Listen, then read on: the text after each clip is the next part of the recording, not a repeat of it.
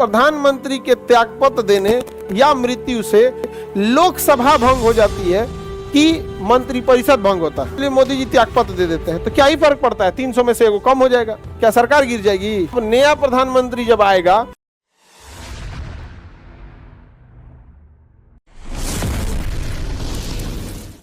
In case कभी प्रधानमंत्री की मृत्यु हो जाती है तो इन्हें सबको त्यागपत्र देना होता है, क्योंकि ये सब किसके हिसाब से काम कर रहे थे। अब नया प्रधानमंत्री जब आएगा तो वो चाहे तो इन्हीं लोग को दोबारा रिपीट कर सकता है या इनमें कुछ को रखेगा, कुछ नए चेहरे को लाएगा। तो प्रधानमंत्री के त्यागपत्र देने या मृत्यु से वही मंत्रिपरिषद रहता है या मंत्रिपरिषद भी भंग हो जाता है, मंत्रिपरिषद भी भंग हो जाता है। नया प्रधानमंत्री चाहे तो उसी मंत्रिपरिषद को रिपीट कर सकता है या उसमें से कुछ मंत्री को रखेगा, कुछ को बदल सकता है। ये यानी मंत्रिपरिषद का डिजाइन किस पे डिपेंड होगा? मंत्रिपरिषद का डिजाइन प्रधानमंत्री पे डिपेंड होगा। समझ में आ गया? तो बताइए, प्रधानमंत्री की मृत्यु से लोकसभा भंग हो जाती है कि मंत्रिपरिषद भंग होता है? लोकसभा का भंग होगा। लोकसभा का तो चुनाव कितने साल पे होगा? 5 साल पे। वो का लिए भंग होने वाला है, वो तो चुनाव नहीं होगा। तो प्रधानमंत्री के मृत्यु के बाद क्या चुनाव होता है? नहीं। काय लिए चुनाव होगा? बेवकूफ कहीं का चुनाव काय होगा? चुनाव तब तक नहीं हो सकता है जब तक कि लोकसभा में 545 अर्थात बहुमत के लिए 273 सीटों से कम नहीं हो जाता है। 273 सीटों से कम नहीं हो जाता है। जैसे मोदी जी को मिला जाके सारा गठबंधन करेंगे ना, 300 के बाहर है। किससे ज्यादा है? 300 से। इंडिविजुअल वगैरह गठबंधन मिला के कितना से बाहर है? 300। 240 तो उनका अपना है, बाकी गठबंधन वगैरह है। अब मान के चलिए मोदी जी त्यागपत्र दे देते हैं तो क्या ही फर्क पड़ता है, 300 में से एगो कम हो जाएगा, क्या सरकार गिर जाएगी? लेकिन क्या गिर जाएगा? मंत्रिपरिषद भंग हो जाए, मंत्रिपरिषद भंग हो जाए।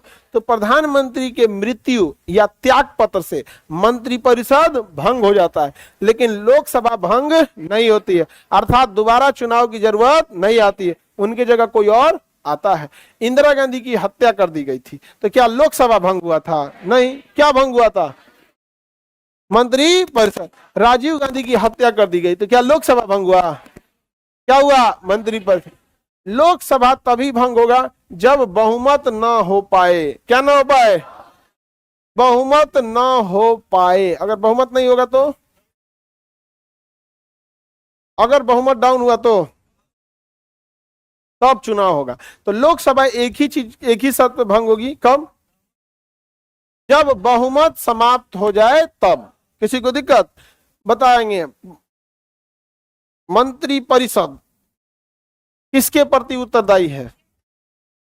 हाँ, पीएम के, राष्ट्रपति के प्रति। मंत्री किसके प्रति उत्तरदायी हैं? उत्तरदायी माने जो क्वेश्चन पूछेगा उसी का ना उत्तर दीजिएगा। किसके प्रति उत्तरदायी है? राष्ट्रपति के प्रति उत्तरदायी है। इसके अलावे ये लोग मंत्री जो होते हैं वो राज्यसभा का इंसान मंत्री बन सकता है कि नहीं? लोकसभा का बन अरे गधा, जो कुछ नहीं है वो भी बन सकता है। तो राज्यसभा का भी मंत्री बन सकता है, लोकसभा का भी मंत्री बन सकता है। लेकिन मंत्री के लिए जो कुर्सी लगाई जाती है वो लोकसभा में पहला बेंच पे होता है। समझ में आ गया कि नहीं आ गया? लोकसभा में दाहिनी साइड में क्या होता है? पहला बेंच। दाहिनी साइड में मंत्री हमेशा लोकसभा में किधर बैठेगा? राइट साइड में। किधर बैठेगा? राइट साइड में। अब विपक्ष इधर बैठेगा लेफ्ट साइड में। क्या कहें? लेफ्ट साइड में। इसीलिए देखेंगे लेफ्ट की विचारधारा है, लेफ्ट ये है वो है दुनिया भर का। अब मंत्री किधर बैठेगा? राइट साइड में। अब बता, राज्यसभा का है तो भी कहां जाके बैठेगा? लोकसभा में। और लोकसभा का है तो भी तो लोकसभा का है तो लोकसभा में बैठेगा ही। तो बताइए, मंत्रिपरिषद सामूहिक रूप से कहां बैठती है? लोकसभा। अर्थात सामूहिक रूप से किसके प्रति उत्तरदायी है? लोकसभा। अगर आपको सवाल पूछना है अपने मंत्री से तो एक काम कीजिए, अपने यहाँ के सांसद से कहिए कि हमारी ये समस्या है। अब वह सांसद जाएगा संसद में और वो जाके सवाल पूछेगा किससे? मंत्री से। तो बताइए, इंडिविजुअल मंत्री राष्ट्रपति के प्रति उत्तरदायी और सामूहिक रूप से मंत्री किसके प्रति उत्तरदायी? मंत्रिपरिषद सामूहिक रूप से किसके प्रति उत्तरदायी? किसके प्रति? लोकसभा। राज्यसभा का सदस्य भी मंत्री बनने के बाद कहां बैठता है? तो ज्यादा पावरफुल राज्यसभा की लोकसभा। सारा काम मंत्री करना है, मंत्री थमा दिए किसको? लोकसभा। एस जयशंकर साहब कहाँ बैठते हैं? कहाँ के? लेकिन जब वोटिंग होती है तो कहाँ जाता है? जब वोट डालना होता है, बहस करने होगे तो कहाँ पे? लोकसभा। आज जब वोट डालना होगा तो अपने जो जिस सदन का है वहां लौट जाएगा।